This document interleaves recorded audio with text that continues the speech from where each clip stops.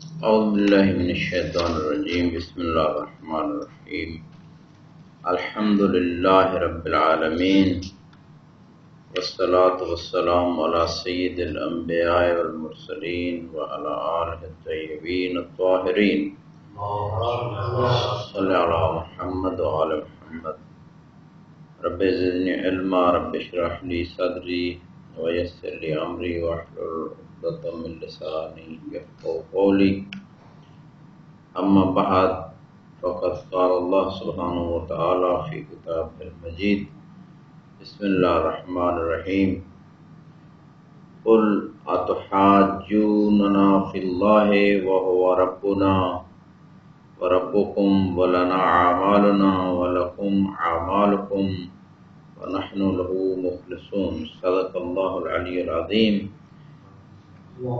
وفی مقام آخر وما امروا الا لیعبدوا اللہ مخلصین لہ الدین. آج ہمارا موضوع کلام جو ہے وہ اخلاص کے بارے میں ہے کہ اخلاص کس چیز سے پیدا ہوتا ہے، اخلاص کیا ہے اور اخلاص کے ثمرات کیا ہیں. یعنی تین نقطے ہو گئے. اخلاص کس چیز سے پیدا ہوتا ہے اور اخلاص کہتے کس کو ہیں اور اخلاص کا نتیجہ کیا ہے، اخلاص کا ثمرہ کیا ہے. اچھا، اب یہاں پہ دو آیتیں آپ خدمت پیش کی. ایک آیت یہ ہے کہ وما امروا الا لیعبدوا اللہ مخلصین لہ الدین، کہ انہیں حکم دیا گیا کہ اللہ کی عبادت مخلص ہو کر کریں. یہاں پہ جو آیت ہے محل اس مقام پہ، یہ سورہ بقرہ کی 139 نمبر آیت جز 1 ہے. اے حبیب آپ کہہ دیجیے کہ کیا آپ ہم سے محاججہ کرتے ہیں، یعنی اللہ کے بارے میں ہم سے حجت مانگتے ہیں، اور وہ حالانکہ وہ ہمارا رب ہے اور تمہارا بھی رب ہے. علیکم السلام ورحمۃ اللہ. یعنی یہاں ایک استفہام انکاری کیا جا رہا ہے. رب کا معنی ہوتا ہے پالنے والا ہے، خالق ہے، رازق ہے، تدبیر کر رہا ہے. یعنی سارا کچھ تو تمہارا کر رہا ہے اور پھر تم اللہ کے بارے میں حجت مانگ رہے ہو. یعنی عجیب بات ہے.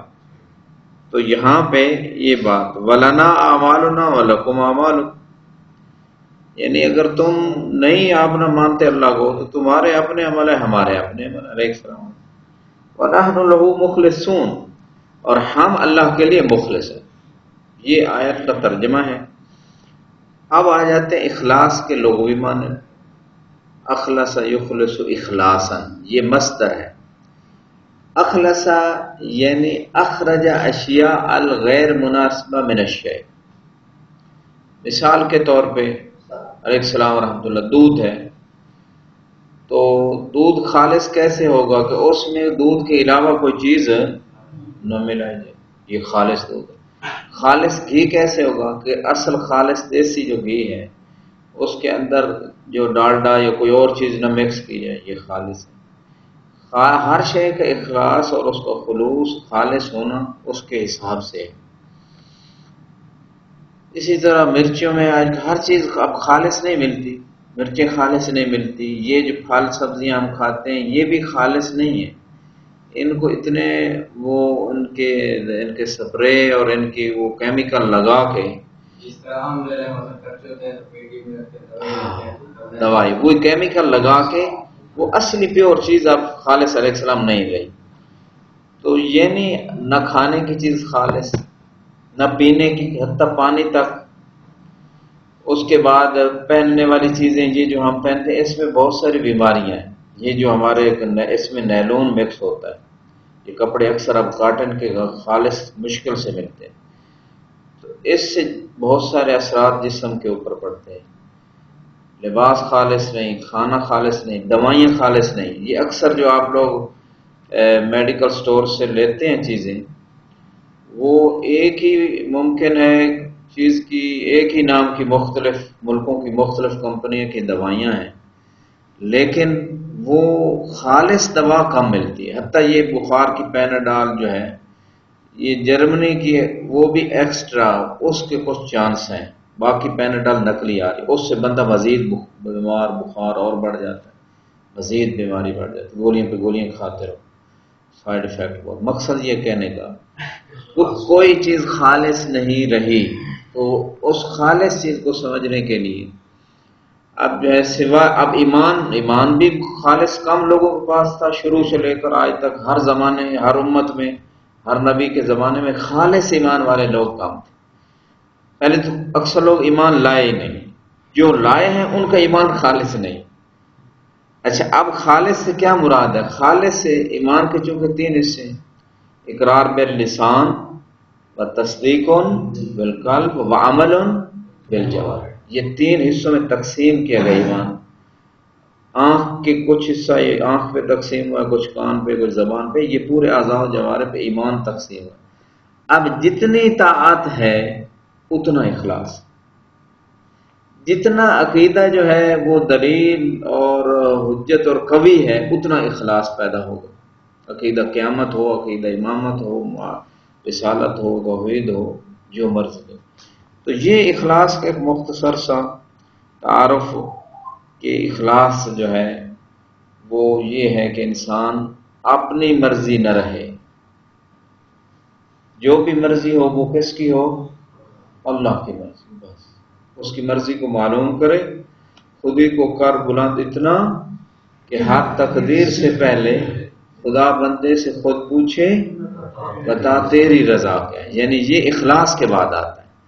یعنی بندہ خدا کے ساتھ مخلص ہو جائے، جیسے خدا چاہے ویسے ڈال جائے، یعنی یہ نہ چاہے کہ میں چاہتا ہوں ایسا ہو جائے، ٹھیک ہے اگر اللہ کی مرضی ہے تو ہو جائے، نہیں اس کی مرضی تو نہ ہونا وہ بہتر ہے، کیونکہ وہ اس میں راضی ہے۔ تو لہٰذا یہ چیز جو ہے اخلاص کے بارے میں مختصر یہ ہے، یعنی ہر چیز کا اخلاص اس کے حساب سے ہے۔ ایمان کو کیا چیز، ایمان میں جو اخلاص ہوتا ہے، جو خالص پن ہوتا ہے، اس کو کیا چیز خراب کرتی ہے؟ جیسے گھی کو، دیسی گھی کو ڈالڈا گھی خراب کرتا ہے، دودھ کو پانی خراب، اس کے اخلاص کو خراب کرتا ہے۔ تو ایمان کو کیا چیز، اس کے اندر جو اخلاص ہے وہ کیا خراب کرتی ہے؟ ایک اس کو نفاق، شرک، معصیت، یہ 3 چیزیں اخلاص کے لیے زہر ہیں۔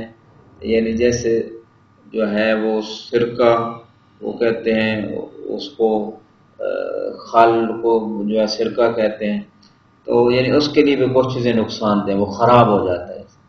اس طرح ایمان خراب ہونے کے، اخلاص خراب ہونے کے لیے یہ 3 چیزیں مضر ہیں۔ اب دیکھتے ہیں وہ روایات۔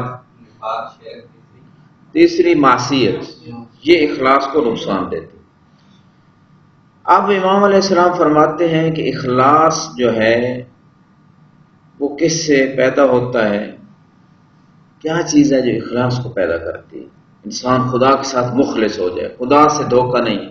جیسے قرآن میں ہے کہ مکر اللہ،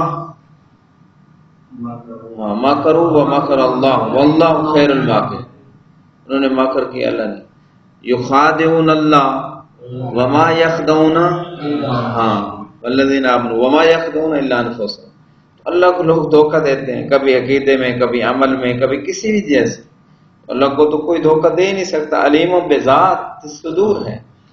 تو یہ بات یہاں پہ امام بتا رہے ہیں کہ اخلاص کس چیز سے پیدا ہوتا ہے۔ پہلی روایت غرر الحکم میں ہے، اور روایت امام علی ابن ابی طالب علیہ السلام سے محمد فرماتے ہیں سبب الاخلاص الیقین، کہ اخلاص کا سبب کیا ہے؟ یقین ہے، یعنی یقین سے سبب اخلاص پیدا ہوتا ہے۔ یقین نہ ہو، یعنی اخلاص مسبب ہے، یقین سبب ہے۔ اللہ نے دنیا میں جو نظام بنایا ہے شریعت کا، بلکہ تکوینی نظام بھی، مثلا ہماری پیاس بجھتی ہے، یہ مسبب ہے، اس کا سبب کیا ہے؟ پانی ہے، اگرچہ اس سبب کو پیدا کرنے والا خود اللہ ہے، لیکن اس سبب کو رکھا ہے، جب تک ہم وہ سبب نہیں اس کو استعمال کریں گے وہ مسبب حاصل نہیں ہو سکتا۔ اسی طرح اخلاص حاصل نہیں، یہ قانون خدا نے بنایا، اخلاص حاصل نہیں ہو سکتا جب تک کہ یقین نہ ہو۔ اچھا، اب یقین یہ ایمان سے بھی بلند مرتبہ ہے۔ یقین کہ آپ جانتے ہیں قرآن میں کتنے درجے بیان کیے گئے؟ 3 درجے، علم الیقین، عین الیقین، حق الیقین۔ اس کی ایک مثال دی گئی دھوئیں کی، آگ کی حرارت۔ جب آپ دور سے دھواں دیکھتے ہیں تو آپ کو علم یقینی ہو جاتا ہے کہ یہاں آگ، پھر آپ جا کے اپنی آنکھوں سے قریب اس آگ کو دیکھتے ہیں تو یہ عین الیقین، جب آپ اس کی حرارت کو محسوس کرتے ہیں تو یہ حق الیقین۔ یہ یقین کے مرحلے ہیں، یہ ایمان سے بھی بلند، یعنی ایسی چیز گویا آپ سمجھ لیں کہ محسوس آپ کو ہو رہی ہے، علم یقینی آ رہی ہے جو تصدیق کے یقینی سے آتا ہے، یعنی اس میں ذرا شک کی گنجائش نہیں ہوتی، ذرا وہم داخل نہیں ہوتا، ظن کا کوئی دخل نہیں ہے۔ منطق میں آپ نے پڑھے ہیں علم کی کتنی قسمیں؟ تصور، تصدیق۔ تصدیق کی پھر 2 قسمیں کون کون سی؟ ظن اور یقین۔ تو یہاں یقین، یہ علم یقینی کب ہوگا؟ خدا کی ذات کے بارے میں، صفات کے بارے میں، اسی طرح رسالت، امامت، معاد، قیامت کے بارے میں یقین کب ہوگا؟ وہ ایک روایت میں ہے کہ ایک نوجوان کو صبح رسول اسلام نے بڑا زرد چہرے کے ساتھ مسجد میں دیکھا، تو وہ سر رات عبادت مشغول تھا۔ آپ نے پوچھا کیا؟ اس نے کہا میں نے یقین میں صبح کی ہے۔ تو آپ نے فرمایا کو علامت یقین نے کہا گویا میں جنت والوں کو نعمتوں سے متلذذ ہوتے دیکھ رہا تھا، اس حالت پہ میں پہنچ گیا، گویا وہ متلذذ ہو رہے ہیں، اور جہنم میں جو عذاب پا رہے تھے لوگ، ان کو میں گویا دیکھ رہا تھا کہ یہ لوگ عذاب میں ہوتے ہیں اس حالت میں۔ تو یہ اس نے اپنے یقین کی علامت بیان کی۔ تو یہاں پہ امام ابھی بتا رہے ہیں کہ یقین سبب اخلاص کا، بس ان لوگوں کو یقین نہیں ہوتا کہ کوئی حساب و کتاب ہے، کوئی قیامت ہے، اسی وجہ سے وہ کیا کرتے ہیں؟ گناہ، غفلت، طاعت سے دوری، یہ چیزیں ہوتی ہیں، یقین نہیں۔ اسی طرح لوگوں کو یقین نہیں ہوتا کہ خدا رازق ہے، اس لیے وہ مثلا جھوٹ بولنا، کوئی چیز لینے گئے جی 10 قسمیں اٹھا جائیں گے کہ یہ تو جناب اصلی کاٹن کی ہے، باہر آئیں گے تو وہ نہیں نکلے گی، اسی طرح اور چیزیں۔ تو یہ ساری چیزیں کہاں؟ یقین نہیں ہے کہ خدا رازق ہے، خدا کائنات کا نظام چلا رہا ہے، خدا کے ہاتھ میں سب کچھ ہے، یا مثال کے طور پہ قیامت ہے، قبر ہے، عذاب ہے، جنت ہے، یہ یقین کوئی نہیں ہے ایسے لوگوں۔ جب یقین کوئی نہیں تو پھر اخلاص نہیں پیدا ہوگا کہ جناب نماز پڑھیں کہ اس پہ کوئی اجر ملنے والا ہے، یا اس پہ کوئی جزا ہے، یا روزہ ہے، یا حج، زکوٰۃ، خمس ہے، یا اس سے رزق میں پاکیزگی آتی ہے، برکت آتی ہے، اس چیزوں پہ یقین نہیں ہے۔ جب یقین نہیں ہے تو زکوٰۃ نہیں دیں گے، خمس نہیں دیں گے، حج پہ نہیں جائیں گے، چونکہ یقین نہیں کہ پتہ نہیں جزا ملنے۔ اگر یقین ہو تو پھر سر توڑ بندہ کوشش کرے کہ جب ہے بات یقینی کہ یہ خدا دیکھ رہا ہے، جزا دیتا ہے، اس نے دنیا میں بھی دینی ہے، آخرت میں بھی دے گا، تو پھر انسان کو اس میں ذرا برابر شک و شبہ نہ رہے۔ علیکم السلام۔ اقبال ہمیشہ عرفان ہمیشہ دیر سے، ٹھیک ہے، تو کوئی بات نہیں۔ اس نے اقبال نے کہا کہ اقبال آتا ہی دیر سے ہے۔ اقبال کہتے ہیں کس کو؟ وقت، کہ خوش بختی جو ہے اس پہ وقت لگتا ہے، محنت کرنا پڑتی ہے، ایک زامتے اٹھانا پڑتے ہیں، پھر جا کے انسان کی دنیا و آخرت کی خوش بختیوں کے دروازے کھلتے ہیں۔ تو اس نے کہا دیر سے آتا ہے، تو کسی عالم میں نے آج کل کے زمانے میں کہا کہ اقبال اپنے وقت پہ آتا ہے۔ انہوں نے کہا، خود اقبال نے کہا دیر سے آتا ہے، تو انہوں نے اس عالم دین ابھی موجود ہے زندہ، انہوں نے کہا اقبال اپنے وقت پہ آتا ہے۔ کیا مطلب؟ جو اس کا وقت ہے، یا تو تقدیر الہی قضاء و قدر سے اس کا ایک وقت معین ہے، یہ اس کی زحمت ہے۔ مثال کے طور پہ اسے جو ہے مجتہد بننا ہے تو ایک وقت لگے گا، 25 سال، 30 سال، 20 سال، جتنا عرصہ ایک وقت ہے وہ لگے گا، اسے اس وقت پہ آئے گا۔ تو ہر چیز کا ایک وقت ہوتا ہے۔ بات کا وہ بھی بات ٹھیک ہے، یہ بھی ٹھیک ہے۔ آگے بات یہ ایک یقین کی بات مختصر ہو گئی، انشاءاللہ مزید اس کے موضوع پہ جب بات آئے گی تو بات کریں گے۔ اگلی بات ہے اخلاص العمل من قوت الیقین و صلاح النیہ۔ یہ بھی امام علیہ السلام سے غرر الحکم میں روایت ہے کہ عمل کب خالص ہوتا ہے؟ جب یقین قوی ہو اور نیت بس خالص ہو، صلاح نیت کی اصلاح ہو۔ بعض روایات میں اصلاح النیت من الفساد خیر من الجہاد، نیت سے مراد یہاں عقیدہ ہے، یعنی اگر بندہ اپنا عقیدہ، اپنی نیت خدا کے ساتھ خالص کر لے، صحیح کر لے، اس کی اصلاح کر لے، تو یہ جہاد سے بہتر ہے۔ ایک تلوار اٹھا کے بندہ وہاں پھر رہا، وہ بھی ایک ثواب ہے اگر للہ ہے۔ اس کے ساتھ ساتھ اگر آپ نے نیت کی اصلاح کر لے کہ مومن کے ساتھ اچھا رویہ رکھنا، اس کو اپنے سے بہتر سمجھنا، اس سے بغض نہیں رکھنا، جو ہے اللہ کی اطاعت کرنی ہے، کسی کے بارے میں سوء ظن نہیں کرنا، یہ ساری نیت کی اصلاح ہے ہر معاملے سے۔ تو بندہ اس میں اگر لگا رہے تو یہ اس جہاد بالسیف سے افضل ہے، یہ کیونکہ یہ جہاد بالنفس ہے، نیت کی اصلاح وہ جہاد بالسیف ہے، اور جہاد بالنفس جہاد بالسیف سے افضل ہے۔ جی، اخلاص العمل من قوت الیقین و صلاح النیہ۔ اب دو سبب امام نے، پہلے فقط یقین، اب قوت یقین بھی بتا رہے ہیں کہ یقین جتنا کبھی ہوگا عمل اتنا خالص ہو جائے گا، یعنی کلی مشکک ہے، اس میں مراتب ہیں اخلاص میں، اور یقین میں بھی مراتب ہیں۔ اور دوسرا سبب بتایا کہ نیت کی اصلاح، بعض روایت میں جس بندے کی نیت ٹھیک ہو جاتی ہے نا، وہ جیسے ایک مثل بھی مشہور ہے اردو میں، جیسی نیت ویسی مراد، یعنی اگر نیت اس کی اچھی ہوگی تو اس کو اچھی چیز ملے گی، اگر نیت بری ہوگی۔ اور اس کا روایت میں معنی موجود ہے کہ اگر بندہ نیت اپنی ٹھیک کر لے خدا کے ساتھ تو خدا اس کے لیے رزق کے دروازے کھول دیتا ہے، خدا اس کے لیے خیر کے دروازے خود بخود کھول دیتا ہے۔ آسن تو اب تیسری روایت جو ہے یہ بھی غر الحکم سے امام علیہ السلام فرماتے ہیں، اصل الاخلاص الیاس مما فی اید الناس۔ بڑی تیسری چیز سبب بتا دیا، تیسری ریزن، تیسری وجہ، تیسرا ذریعہ، تیسرا طریقہ، تیسرا وسیلہ بتا دیا کہ آپ مخلص کیسے بن سکتے ہیں۔ یہاں فرماتا ہے جو لوگوں کے ہاتھ میں ہے نا اس سے بندہ مایوس ہو جائے، یعنی اس کے بارے میں غور و فکر نہ کرے، اس کی رغبت نہ رکھے، اس کے جو لوگوں کے پاس ہے نا اس کی کوشش نہ کرے، یعنی دنیا میں آپ مخلص ہو جائیں، کیونکہ خرابی کہاں سے، ٹائم نہیں ہے، بس تیزی سے میں تاکہ یہ ٹاپک ختم ہو جائے۔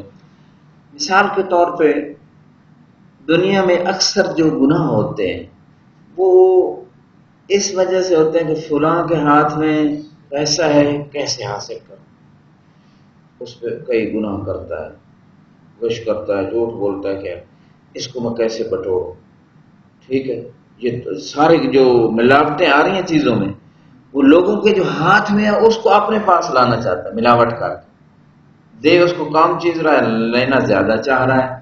تو اللہ کل حال ہے یہ لوگوں کے ہاتھوں میں جو ہے مال دنیا یا حکومت یا کوئی بھی ایسی چیز، اس سے اپنے آپ کو رغبت نہ پیدا کرے، اس سے خواہش نہ پیدا کرے، تو پھر کیا ہوگا، یہ بندہ مخلص ہو جائے گا۔ کیسے مخلص ہو جائے گا کہ پھر وہ گناہوں سے بچنا شروع ہو جائے گا۔ جب اس کو دنیا کے لوگوں کی، دنیا کی چیزوں کی توجہ ہی نہیں ہے، رغبت ہی نہیں ہے، تو پھر طبعاً وہ اسی کام میں لگے گا جس میں اللہ کی رضا۔ تو یہ ایک سبب ہم نے بتایا۔ ہاں وسیلہ ہوتے ہیں انسان بعض اوقات، خدا نے ایک سبب مسبب کا سلسلہ بنایا، اگر شرعی طریقے سے کوئی حرج نہیں۔ اگلی روایت من راغب فی ما عند اللہ اخلص عملہ، یہ اس تصویر کا دوسرا رخ ہے تصویر کا۔ من راغب فی ما عند اللہ اخلص عملہ، کہ جو اللہ کے پاس ہے اس میں جو رغبت کرے گا وہ اپنے عمل کو خالص بنا لے۔ مثلا اللہ کے پاس کیا ہے؟ کچھ نہیں ہے، ہر شے، ان اللہ علی کل شیء قدیر۔ یہ ایک بات آپس کی ہے، یہ 99% دنیا کے لوگ زبان سے کہتے ہیں کہ اللہ کے پاس سب کچھ ہے، لیکن دل میں یقین کوئی نہیں ہوتا۔ کیوں؟ اگر یقین ہو تو پھر انسان تمام وہ ہیلے، تمام وہ حجتیں، تمام وہ طریقے، تمام وہ راستے کہ جو دین سے ہٹ کر ہیں وہ ان کو نہ اپنائے، اگر اس کو یقین ہو کہ اللہ کے پاس سب کچھ۔ تو جتنی حاجت دنیا میں انسان کو ہے وہ اللہ اس کو دے رہا ہے، اس کے مانگنے سے پہلے دے رہا ہے۔ مجھے بتائیں، ٹھیک ہے بعض علاقوں میں ظلم کی وجہ سے فاقوں کی نوبت آ جاتی ہے، لیکن غالباً جو صورتحال ہے دنیا پوری کی، یہ نہیں ہوتا کہ لوگ بھوک کی وجہ سے مر گئے، شاید نادر واقع بعض علاقوں میں ظلم کی وجہ سے ہوئے، لیکن عمومی نہیں ہوتا۔ خدا کی طرف سے رزق کی کمی نہیں ہے، یہ لوگ ننگے پھر رہے ہیں، ان کے جی پہننے کے کپڑے کوئی نہیں، یہ لوگ ہیں جی ہاں ناشکری ہے لوگوں کی، اعمال کی وجہ سے، یا کچھ نظام ظلم پہ مبنی ہے، اس میں مثلا خمس نہیں لوگ دے رہے جن کا حق ان تک نہیں پہنچ رہا، زکوٰۃ نہیں دے رہے جن کا حق ان تک نہیں، یہ چیزیں اگر ہو تو کوئی بھی فقیر نہ رہے، کوئی بھی انسان دنیا میں کسی چیز محتاج نہ رہے، نظام میں مشکل۔ تو اب یہ بات یہاں پہ یہ ہو رہی ہے کہ یہ اگر جو خدا کی پاس ہے یعنی نیکی ہے، جنت ہے، قرب ہے، رضا ہے، بہت سب کچھ ہے دنیا میں بھی، چلو نہ اتنا ملے، اتنا جتنا مل رہا ہے کافی، آخرت میں ملے گا، اس میں رغبت پیدا ہو جائے جو آخرت میں اللہ کے پاس ہے، تو انسان مخلص ہو جائے، پھر اس کو پریشانی نہیں ہے، کسی کے سارا عمل کر رہا ہے اللہ کے لیے کر رہا ہے، بس ٹھیک آخرت میں مجھے دے دے گا اپنی رضا، اپنا قرب، اپنی جنت، تو پریشان ہونے کی ضرورت نہیں، تو مخلص ہو جائے گا اپنے عمل، مخلص ہو جائے گا۔ مثال کے طور پہ پھر اس کو یہ پرواہ نہیں ہوگی کہ فیس اتنی دیں گے تو مجلس پڑے گا، جب اس کو پتہ ہے مجھے اللہ کی طرف سے مل جانا اس کو پرواہ نہیں، پھر اس کو پرواہ نہیں ہوگی کہ باقاعدہ دعوت ملے گی تو پھر میں لوگوں کو تبلیغ کروں گا، دین کی باتیں بتاؤں گا، بلکہ وہ ہر وقت جو ہے لوگوں کو بتائے گا، ہر جہاں مناسب موقع ہوگا، کیونکہ اس کو پتہ ہے کہ اللہ کی بارگاہ سے مجھے مل نہیں ہے اس کی جزا۔ تو یہ اس طرح کے بہت ساری چیزیں جو ہیں اخلاص پیدا کر دیتی ہیں بندے میں۔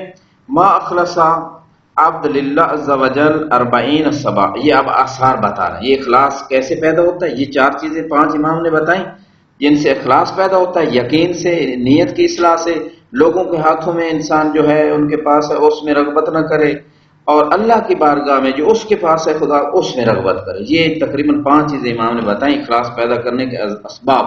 اب جس کے پاس اخلاص پیدا ہو جاتا ہے اس کے نتائج کیا نکلتے ہیں یہ امام بتا رہے ہیں۔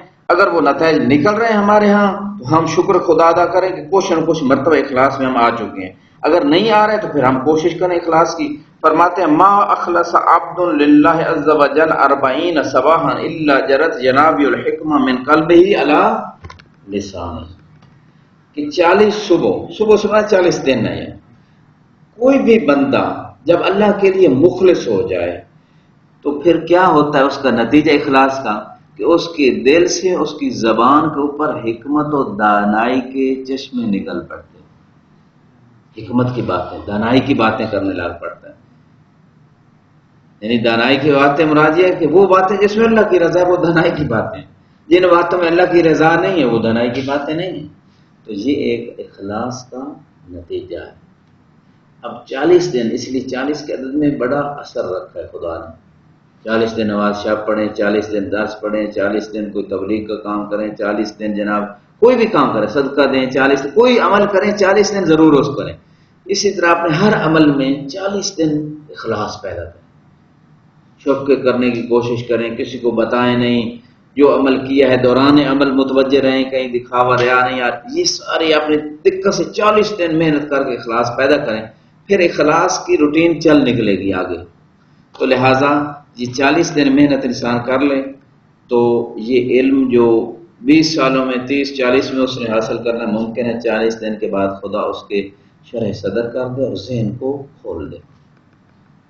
40 دن ایک طالب علم اگر صحیح طور پہ مخلص ہو کے جیسے خدا چاہتے طالب علم بن جائے تو یقیناً اس کے لیے علم کے دروازے کھلیں گے، کتابیں زیادہ پھر پڑھنے کی ضرورت نہیں، حکمت کے خزانے چل پڑیں گے، یہ امام فرما رہے ہیں۔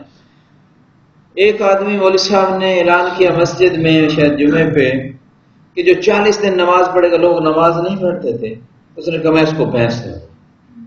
ایک یعنی ذمہ دار آدمی جمعہ فقط پڑھنے آتا تھا، باقی نماز کا وہ کیا پرواہ، اس نے کہا 40 دن کون سی مشکل ہے، پڑھ کے بھینس لیتے ہیں۔ 40 دن نماز پڑھ کے مولوی صاحب کے دروازے پہ آئے، دروازہ کھٹکھٹایا، مولوی صاحب بھینس لائیں، کون سی بھینس؟ آپ نے اعلان نہیں کیا تھا 40 دن جو نماز مسلسل پابند ہو کے پڑھے گا اس کو میں بھینس دوں گا؟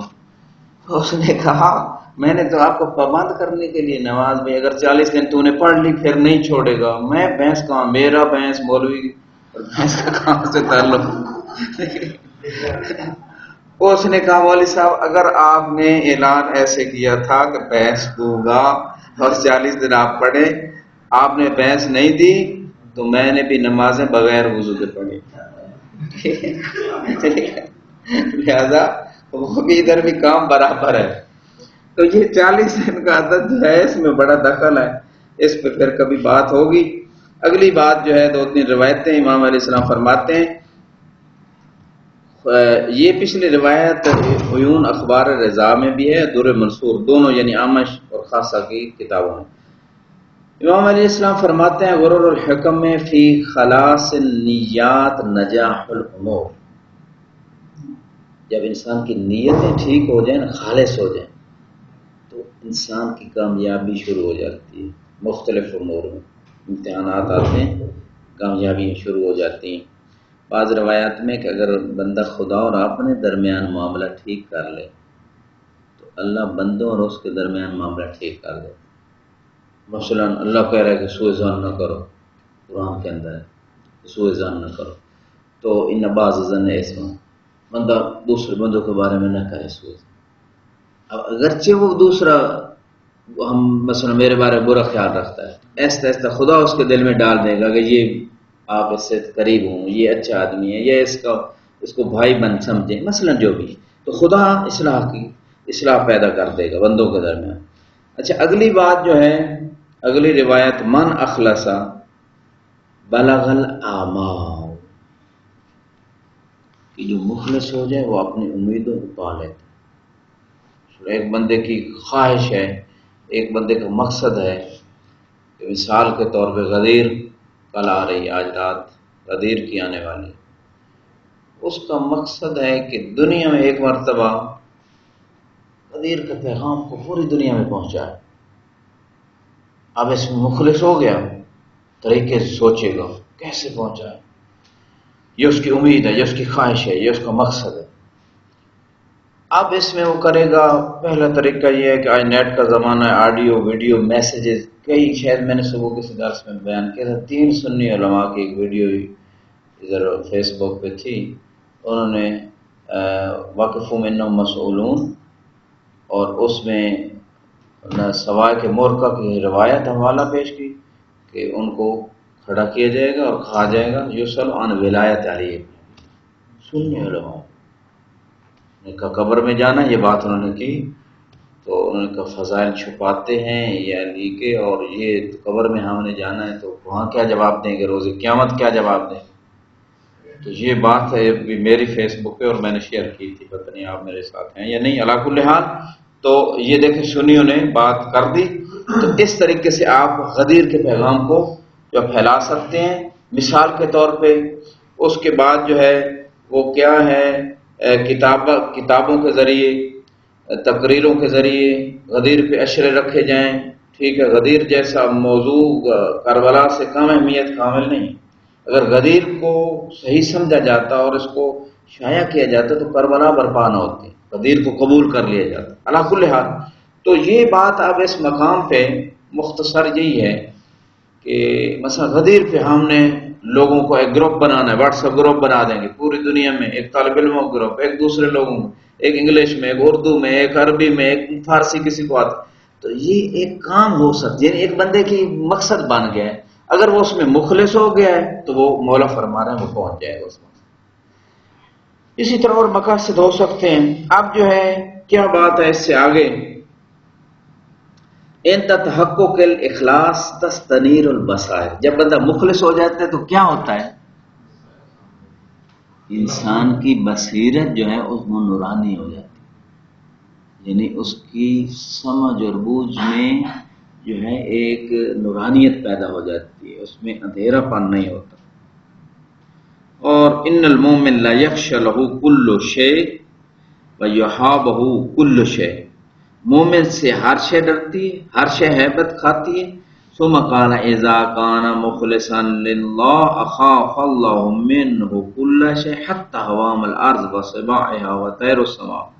بہار میں روایت ہے، چھٹے امام سے فرماتے ہیں اگر مخلص ہو جائے بندہ اللہ کے ساتھ تو خدا اس بندے سے ہر اس چیز کو خوف زدہ کرے گا، یہاں تک کہ زمین پہ چلنے والی چیزیں اور درندے، آسمان میں پرندے بھی مخلص بندے سے خوف زدہ۔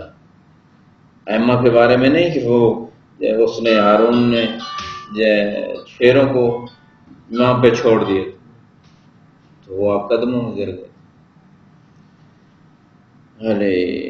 آخری 2 روایتیں، الاخلاص ثمرۃ العبادہ، عبادت کا ثمرہ اخلاص ہے، اگر اخلاص نہیں تو کوئی عبادت کا کوئی ثمرہ نہیں ہے۔ آخری روایت امام علیہ السلام فرماتے ہیں کلل الاعمال تخلص لک الاعمال، اپنی امیدیں کم کر لو، دنیا کی امیدیں، تمہارے اعمال جو ہیں وہ خالص ہو۔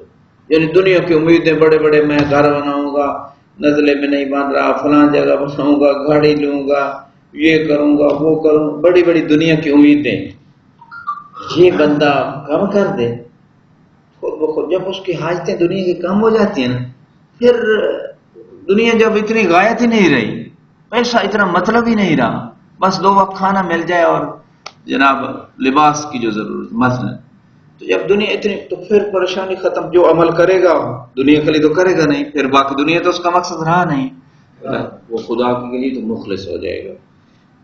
والحمد للہ رب العالمین۔ محمد وآل محمد صلی اللہ علیکم۔